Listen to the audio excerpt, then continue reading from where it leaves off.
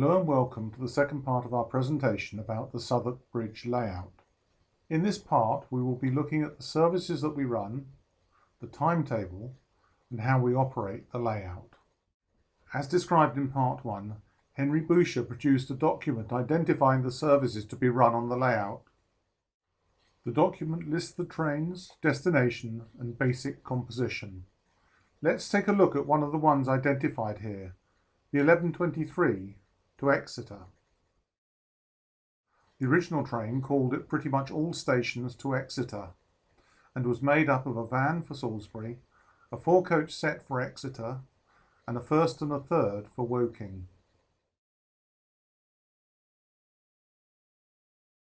The best information that we had available was a reprint of the 1909 timetable. This gave a list of all the trains operated in and out of Waterloo, and for our purposes we assumed that many of the trains ran on to Southwark Bridge, arriving 2 or 3 minutes later. In our world, Waterloo was a through station and commonly used as a stop for ticket collection purposes. The timetable is split into 3 groups of services: Main Line and Central District, essentially services to the coast between Portsmouth and Weymouth. Then we have metropolitan services covering southwest London, and the West Country services into Devon and Cornwall. From this timetable we extracted a list of trains to and from Waterloo. There are 490 arrivals and 461 departures. The timetable has sufficient detail in it for us to be able to work out operating patterns and enabling us to identify trains that amalgamate or split.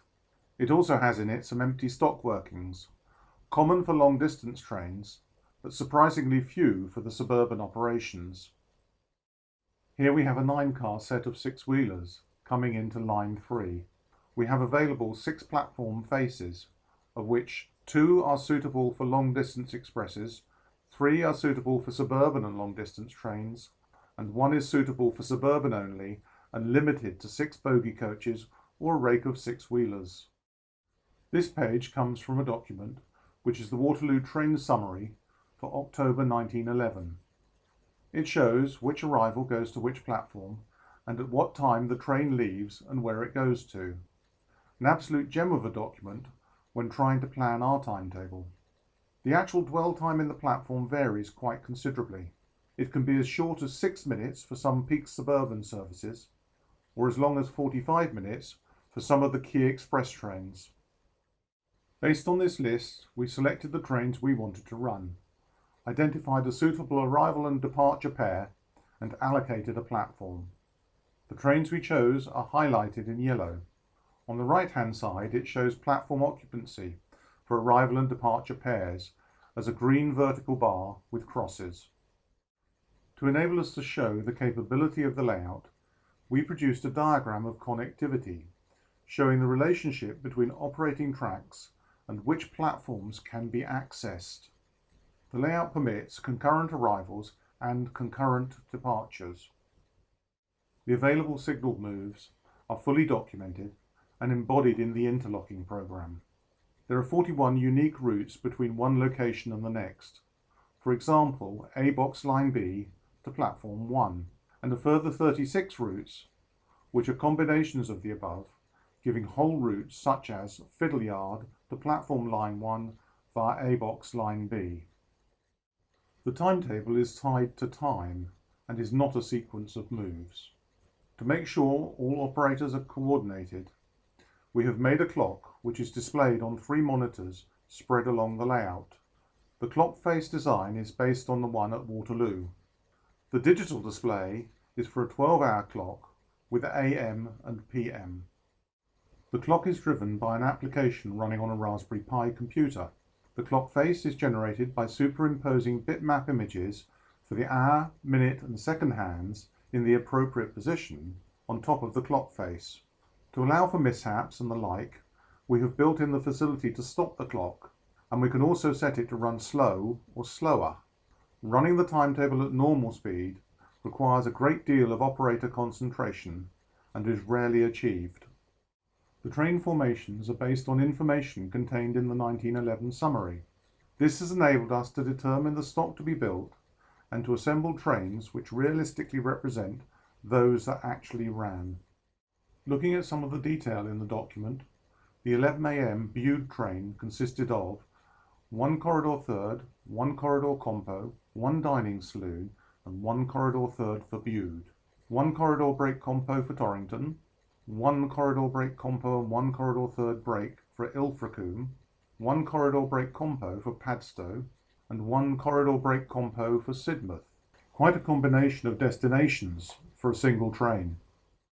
To assemble all this information and to be able to analyse it, we put together a computer program. First, we have a record of each item of stock, what it is, information source for the original, who built it, and when. In general, vehicles are grouped together into sets or rakes, which are stored and handled using cassettes. Each item of stock or rake is referenced using a 3-letter acronym. Here we have DIN, for a dining car set comprising 5 vehicles. We then build the timetable. For each train, we enter the time of the train, its start and end location, the route, who is driving, a description of the train, for example, express or local, the composition of the train, using loco and rake references, and notes for the operators. Once this is loaded, the program allows you to simulate the train movements, looking for conflicting moves, duplication of stock use, trains too long for the platforms, and so on. There are over 1,600 moves required for the 24 hours of timetable that we have available. What follows next is a speeded up sequence showing 30 minutes worth of timetable in 1-minute time slices. In the top left corner there is the current time. The upper group of text shows by colour which driver is operating the train and its destination. In the middle is the track schematic diagram which shows the train path in a colour related to the driver. The white represents sections of track occupied by stationary trains, and the list of stock in those sections is shown below. This display makes it very easy to identify operational conflicts. Once the timetable is proven, we produce the operator timetables, which gives details of the moves. Here is the information provided to the signallers in A box showing time, start and end locations, which point levers need to be set, normal levers are in black and reverse levers in red, and also which signals have to be pulled. The timetable shows moves for both arrivals, with the time in black, and departures, with the time in red. The information is presented to the operators on a tablet PC, and the program allows the operator to tick each move as it is completed. This ensures that the signallers are synchronized. Train driver operators have timetables that look like this. It gives details of the move, time, and locations.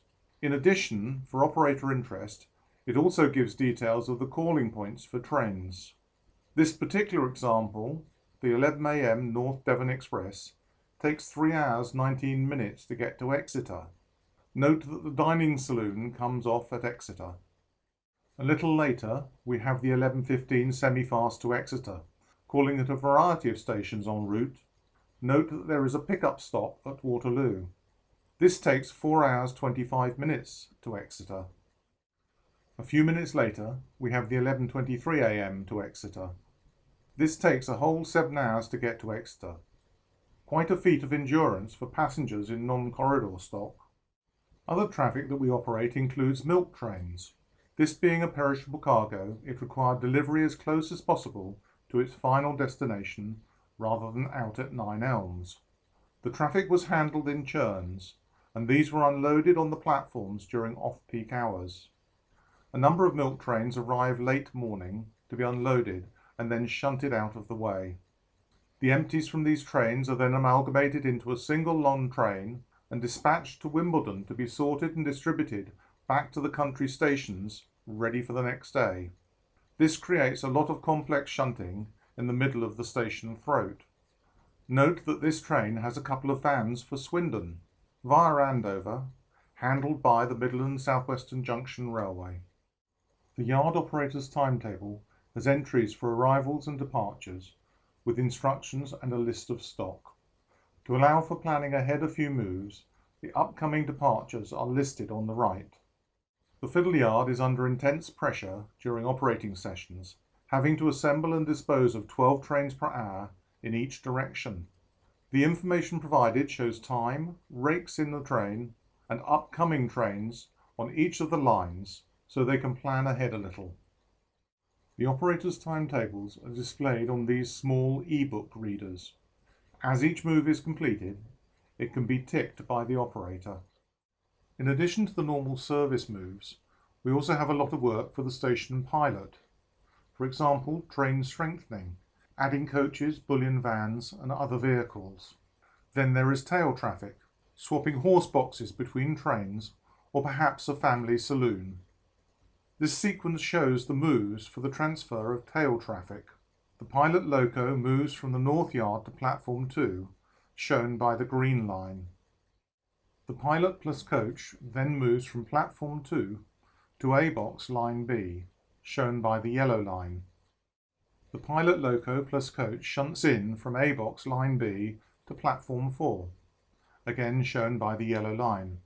Simultaneously, there is a move shown in brown, which is an inspection train arriving in Platform 7. Finally, the pilot loco returns to North Yard as shown by the green line. Another simultaneous departure from Platform 3 is a train for Bisley Camp. And this is what it looks like from an operator's perspective. We have skipped the first move, pilot to Platform 2, as it takes too long. Here is the shunt out move from Platform 2 to A-box.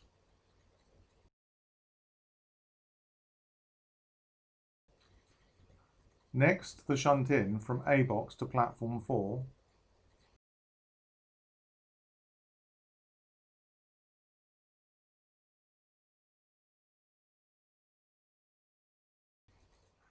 Then the pilot loco retires to North Yard.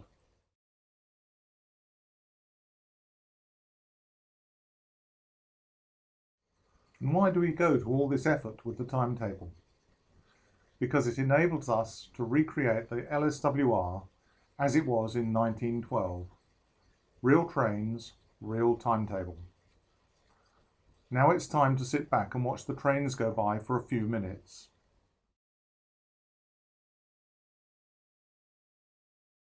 Here we have M7 number 52 with a 4.5 set on the Kingston roundabout service, going into Platform 2, viewed from the loco yard, with a loco coal train on the left.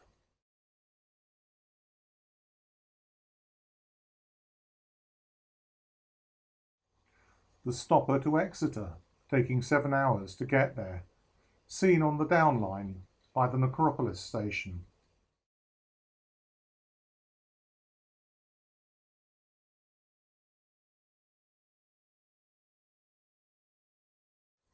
Here we have the midday departure for Hampton Court, running on the down relief, but it will be held at the signals before crossing onto the down main.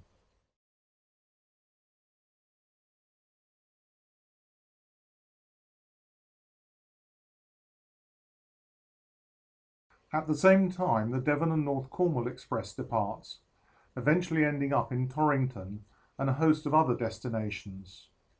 The train is double-headed by L11 number 157 and T9 number 714, followed by a 44-foot goods van, then corridor stock and the dining car set, then another 4-coach corridor set, another 44-foot PGV, and finally a break third for Sidmouth. The train on the left is the 12 o'clock departure for Hampton Court, being held on the down relief, waiting for the express to go ahead. A little later in the afternoon, we have the 110 to Reading, with a 44-foot PGV and 4.5 set behind K10 number 345, heading out of Platform 1. Nearest us, we have T1 number 8, waiting in line 5 to return to Nine Elms, after working in the empty stock for the 1 p.m. to Plymouth, which departed a few minutes ago. At 2:10 there is the departure of the Weymouth and Salisbury service, which arrives at Basingstoke at 3:14, where the train divides.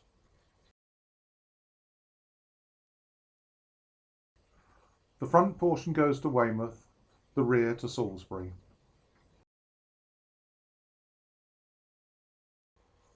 The train engine is T9 number 714, followed by a brake tri-compo, a brake third, and 2 4-car sets used for cross-country services.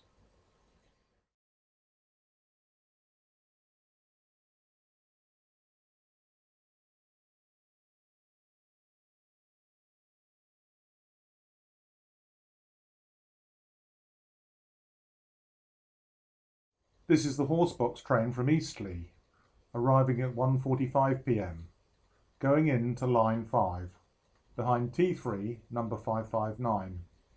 There are a number of horseboxes and open carriage trucks, a covered carriage truck and a couple of guards vans. In a minute the station pilot will transfer the last group of horseboxes to the 2:15 p.m. Guildford via Claygate service in platform 3 to go to Epsom. After that it will take the remainder of the train into North Yard. One of the operational features was that light engines arrived in groups from 9 elms, anything up to 6 at a time, to save on train paths. And here we have 2 T9s and an L1 arriving for duty on the up through. That concludes this part of our presentation about the timetable and operating Southwark Bridge. We've tried to make it informative and challenging for our operators, whilst capturing the essence of train operations in 1912. Thank you for watching, and I hope it was of interest to you.